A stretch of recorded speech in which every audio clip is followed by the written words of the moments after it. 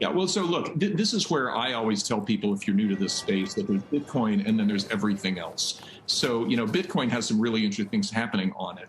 But the real Web3 stuff, that's happening elsewhere. That's happening on Ethereum and Solana and in the Cardano ecosystem and with NFT platforms and things like that. And for that, all I can tell you is if you look in the history of the really innovative internet stocks, even Google in its early days, they had periods of time where they fell by 50% because it was a new technology that was achieving adoption first among hobbyists, then across mainstream users, and finally mass retail. We're still new to Web3. It's a new concept, and yet development activity is enormously high.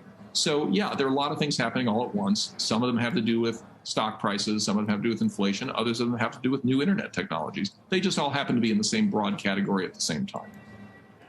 Welcome to the Crypto Teacher. And guys, I come back with that video just to make you think. And guys, we know this year is the time for crypto. It's time for those CBDCs, those stable coins. USDC is number 5 in market cap. That is right, guys. It creeped up to number 5. And you guys know when I started my channel, I told you it was going to happen. And the same thing I'm going to tell you what's going to happen today.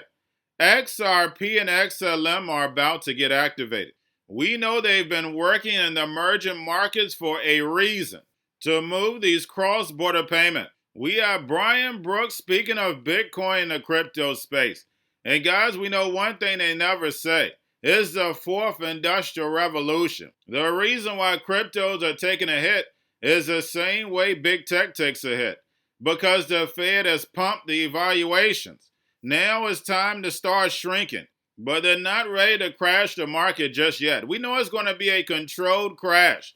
Once we start raising rates, we know what's going to happen. That's why we're waiting on the main event, to distract the sheep while the Fed moves the money in the back door so they can start building. And then also we have that chess piece, that's right. That chess piece, Gary Gensler.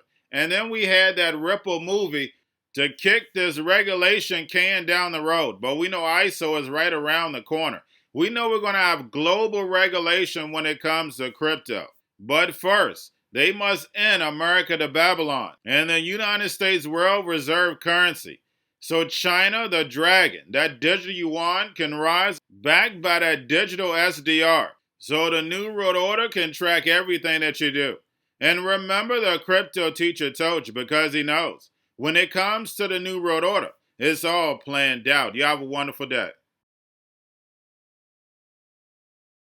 Digital currency is an amazing example of programmable money, but programmable money that is fitting into what businesses and even people need to do to run their business, to go about their lives. So at R3, we're working with central banks, working with market participants to solve some of the current challenges within digital currency to make them more open, keep that programmability, but also make them safe to use, and safe to use not just within their economies, but even cross-border. R3 has been working with central banks since 2016. And we understand that when you're trying to do something as promising, but as large as introducing digital currency, especially central bank digital currency, you need to think through what levels of trust you need to have not only in the technology, but in the networks that you're setting up and the ecosystems that you're launching.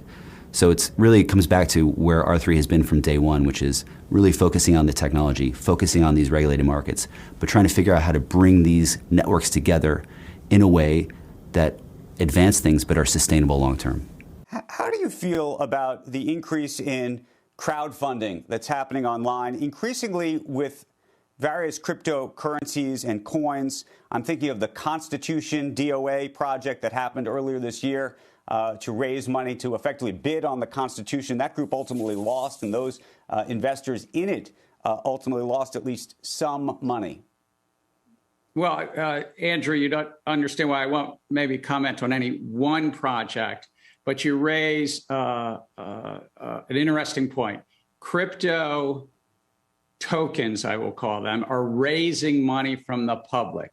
And are they sharing with the public the same sets of disclosures that helps the public decide? And are they complying with our sort of truth in advertising, call it call it the Securities Act anti-fraud provisions. And so there's thousands of these projects. You named one, but there are thousands of these projects basically trying to raise money from the public so that they can back an entrepreneurial idea. Well, that part's all right. That, in fact, is called innovation. But it's about bringing it into the securities laws. And unfortunately, way too many of these are trying to say, well, we're not a security. We're just something else. And I think that the facts and circumstances suggest they're investment contracts, they're securities, and they should register. We're going to a different economy, and we're going to be learning more about that as we go. But clearly, we're learning that things can be done from remote locations. We're learning that technology can replace people even more than we thought. We're not going back to the same economy. We're recovering, but to a different economy, and it'll be one that is more leveraged to technology. And I worry that that is going to make it even more difficult than it was for many workers. In Silicon Valley, and my friends who work in technology know that what we did to the manufacturing workers, we are now going to do to the retail workers, the call center workers, the fast food workers, the truck drivers, and then even bookkeepers, accountants, insurance agents, lawyers, and on through the economy. So what happened to the manufacturing workers is a very clear sign. This effort. And China has big plans for this. They intend to seed their digital yuan into the global environment by giving it away to visitors at next winter's Olympics. When they arrive at the airport, they're going to get yuan digital wallets. They're going to receive digital yuan. They're going to use it throughout their visits to Beijing, and then they're going to take it back to their home countries. They see this as a huge advantage. Why? Because who controls the underlying protocols, who controls the underlying standards of the future of money will control the future of money. The most powerful person in the world is the storyteller. The storyteller sets the vision, values, and agenda of an entire generation to come. Steve Jobs. And guys, you know I truly believe in this. When you look at the New World Order, they're the storytellers. And that's the reason why I wrote my New World Order book. But guys, now it's time to change the current generation. And I wrote 3 kids' books. You know, I love the Trinity because I understand the power that's in it. So I have 3 books. We have an opportunity to change the generation, to educate, not just me, but I want to show you that I take action on a daily basis. And I want you to take action on a daily basis.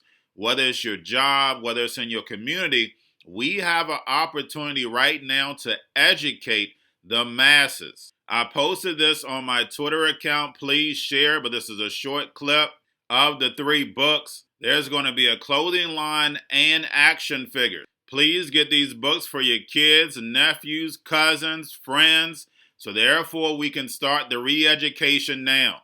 Because as we see, the 4th Industrial Revolution foundation is definitely here. Robots, algorithms, drones, taking humanity out the picture. We have to re-educate. But let's get into the video. Part 1. King Joshua and Grandma Tam save the village. Part 2. King Joshua and Grandma Tam save New York from COVID-33. Part 3. King Joshua and Grandma Tam goes to China. It's mandatory to get part 1, part 2, and part 3 of this series. It's time to re-educate Generation Z.